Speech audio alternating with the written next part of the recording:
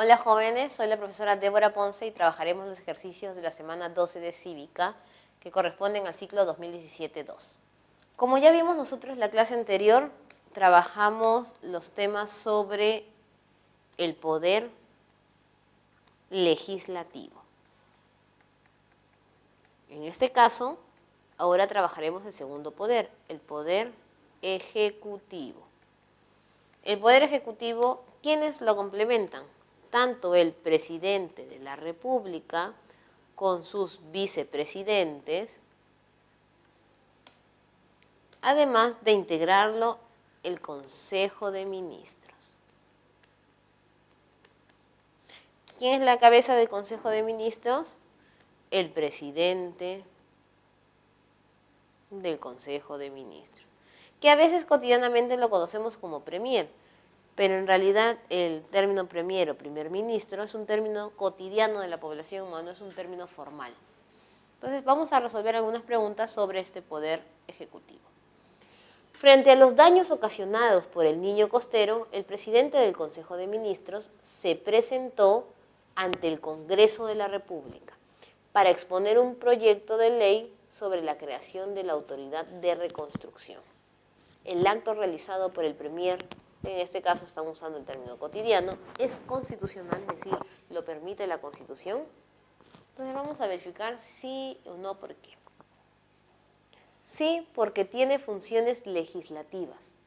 ¿Quiénes tienen funciones legislativas?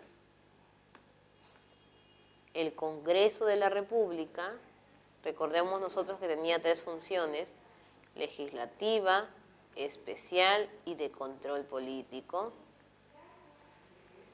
¿Y quién puede hacer el uso de las prerrogativas legislativas? El presidente de la República. Este presidente de la República lo conversa con el Consejo de Ministros y hasta el presidente del Consejo de Ministros puede acercarse en nombre de él, pero quien tiene la capacidad de ejercer estas prerrogativas de decreto de urgencia o decreto ley es el presidente de la República. No, porque no puede participar de una legislatura. ¿Qué cosa es una legislatura? La reunión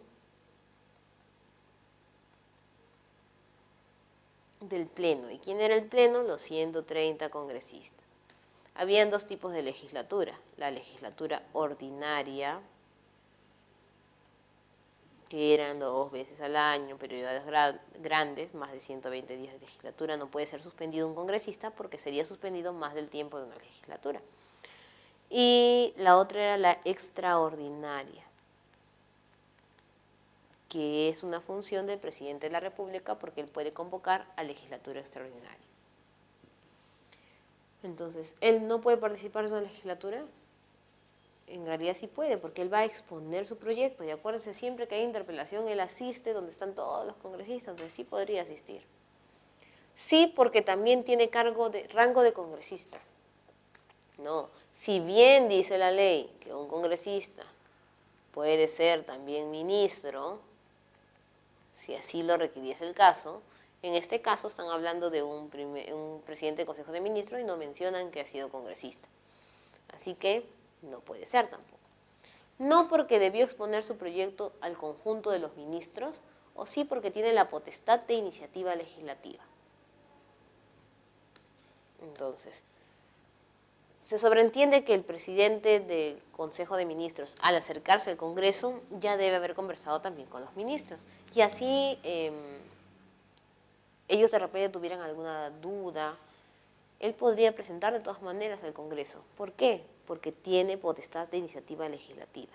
¿Quiénes tienen iniciativa legislativa? Que es la capacidad de presentar proyectos de ley.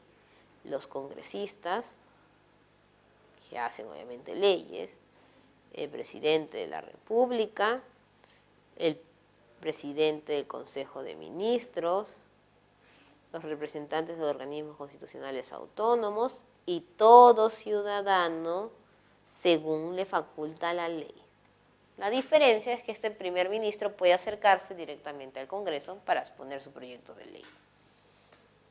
El primer ministro puede que tenga también un gabinete, es decir, puede ser primer ministro y puede ser a la vez representante de de un ministerio. En este caso, lo ideal es que solamente sea primer ministro.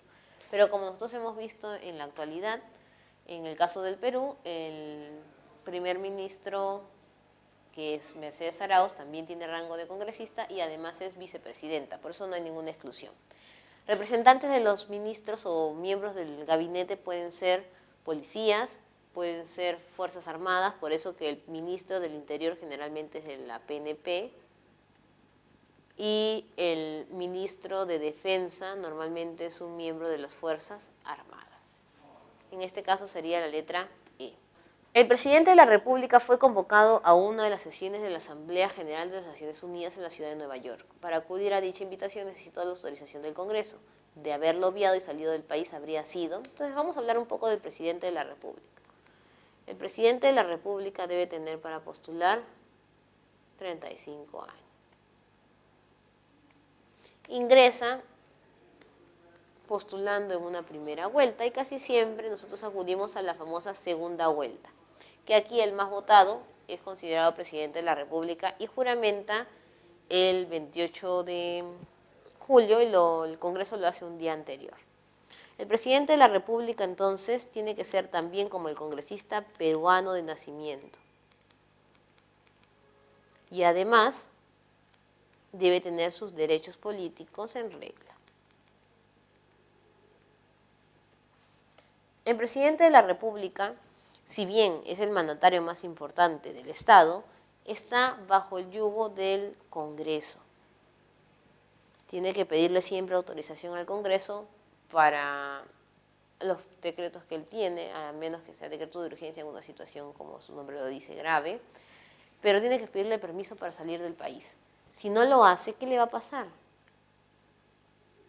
Puede ser suspendido, si así lo quisiese el Congreso, o lo máximo que obviamente va a pasar es vacado, porque la ley dice que el presidente, al no pedir permiso al Congreso y no regresar en el tiempo pactado, va a ser vacado.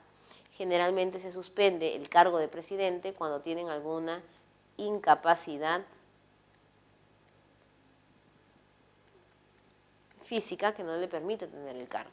Y lo pueden vacar no solamente por no pedir permiso del país, es decir, por salir del territorio sin permiso. Lo pueden vacar también si no convoca elecciones.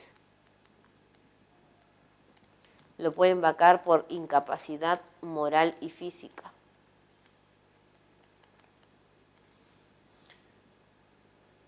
Y el presidente obviamente va a vacar si tiene muerte, porque en el caso de haber fallecido no va a seguir gobernando.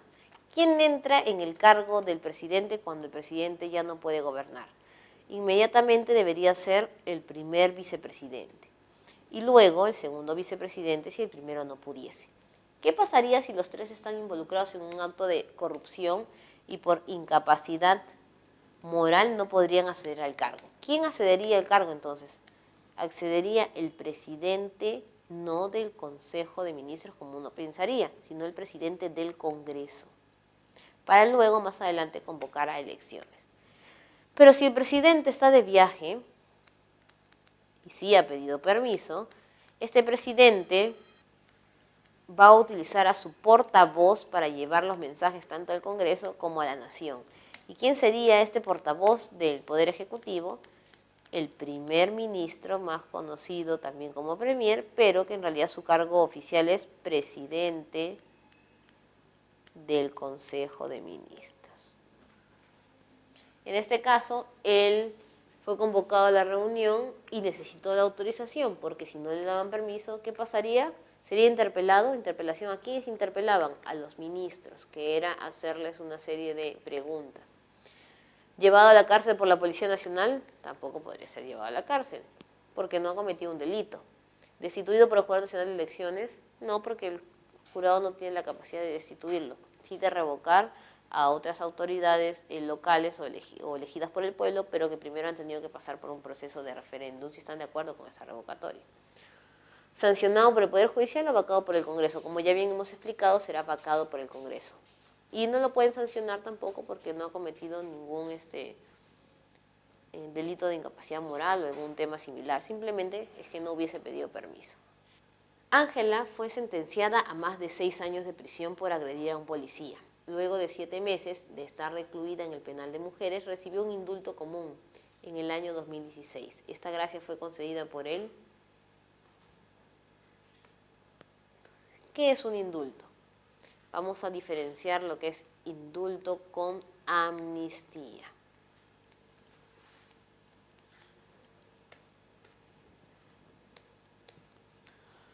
La amnistía la da el Congreso de la República.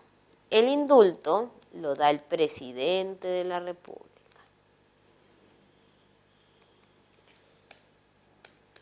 La amnistía perdona la pena y la culpa, porque la persona es considerada inocente. El indulto perdona la pena, pero no perdona la culpa. Por lo tanto, la persona sigue siendo culpable.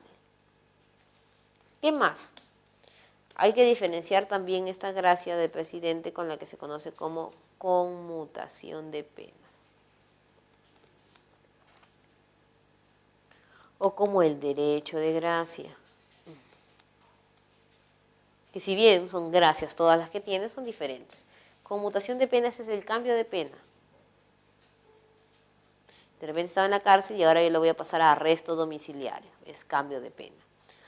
Derecho de gracia es la capacidad que tiene el presidente de perdonar algunas culpas o tiempo dentro de las personas que se encuentran condenadas. Y también no olvidemos nosotros el derecho humanitario. Es cuando una persona es liberada no solamente por que así lo quisiese el presidente, sino que tiene dos excusas mayores, que son alguna enfermedad grave o mortal y la edad que puede tener la persona. En este caso le llaman indulto humanitario, por eso se divide en indulto común o indulto humanitario. ¿Quién lo va a dar esta gracia? No puede ser el Congreso, no puede ser el fiscal, la Corte Suprema, el defensor del pueblo, tiene que ser obviamente el presidente de la República. Y por último, nada complicado, nuestro país presenció en el año 2017 un cúmulo de protestas, donde las más duraderas fue la huelga del magisterio. El magisterio, ¿con quién se relaciona? Con el Ministerio de Educación. Una vez que los maestros suspendieron su medida de fuerza, la ministra de Educación fue convocada por el Pleno del Congreso. ¿Quiénes serían el Pleno? Los 130 congresistas reunidos, a responder 40 preguntas acerca de su actuación durante esta coyuntura. ¿Es legal que el Pleno del Congreso adopte esta medida? ¿Sí o no? ¿Por qué razón? Sí, porque los ministros son congresistas en carácter de goce. Es decir, los ministros también son congresistas y hemos dicho que no. Los ministros pueden también ser congresistas, pero son casos excepcionales. ¿Qué significa carácter de goce? Es cuando tienes la facultad, pero no la puedes utilizar. Por eso existe también la famosa ciudadanía de goce, que son aquellos que tienen más de 18 años, pero no pueden hacer uso de sus derechos o mecanismos de participación ciudadana. No, porque la ministra cumplió adecuadamente sus funciones. Y están diciendo aquí que hay una huelga, por lo tanto, significa que no ha cumplido sus funciones. Entonces no podría ser. Sí, porque fue designada por el Congreso. Quien designa, o mejor dicho, quien elige a los ministros es el presidente de la República. Entonces, esta no podría ser tampoco. No, porque nadie puede cuestionar la labor ministerial. Eso es falso. Los únicos que tienen goce de inmunidad son los congresistas, que tienen inmunidad parlamentaria, no pueden ser sujetos de interpelación y no están sujetos tampoco a mandato imperativo. Quienes también están aquí son el representante de la Defensoría del Pueblo, el defensor del pueblo, y el representante del Tribunal Constitucional. Entonces no podría ser. Sí, porque los ministros están sujetos a interpelación. Y recordemos nosotros el tema anterior. El congresista tenía 3 funciones: legislativa, que era realizar leyes, derogarlas o similares. La función especial, que era elegir a los representantes de los órganos constitucionales autónomos. Y por último, la función de control político, que correspondían directamente en interpelar, es decir, cuestionar y hacer preguntas a los ministros. ¿Vimos? Entonces, ese tema es muy sencillo porque así nosotros podemos entender tanto lo que son las funciones del presidente como de los ministros. Y hemos acabado las preguntas de educación cívica.